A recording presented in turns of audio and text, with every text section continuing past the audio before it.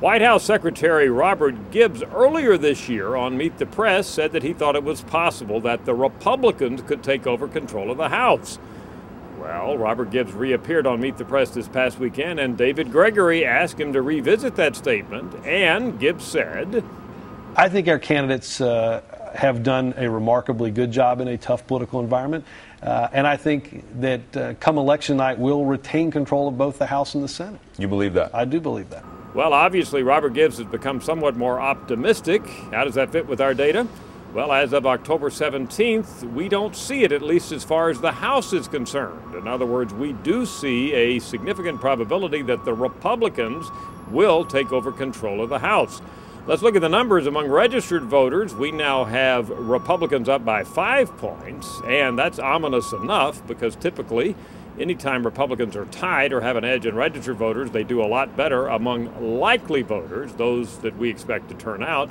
And sure enough, look at our estimates among likely voters, well into double digits.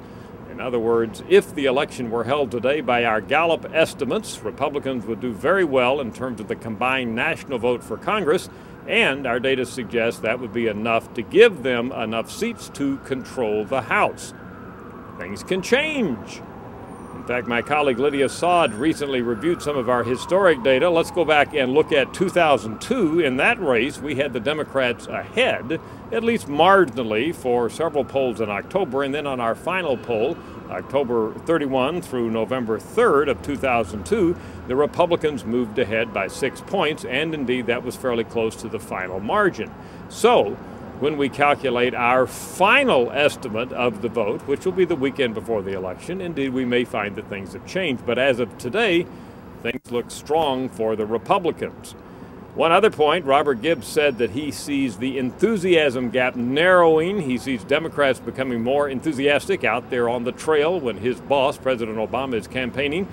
That may be the case, but if that was so, we would find it reflected in our likely voter estimates. And as noted at this point, we still see Republicans dominating among those voters we think are most likely to actually show up at the polls on November 2nd and vote for Congress. Stay tuned for all the latest updates here at Gallup.com. We'll have another estimate the week before the election and our final estimate on Monday, November the 1st, of what's going to happen in the congressional election. I'm Dr. Frank Newport, Gallup's editor-in-chief.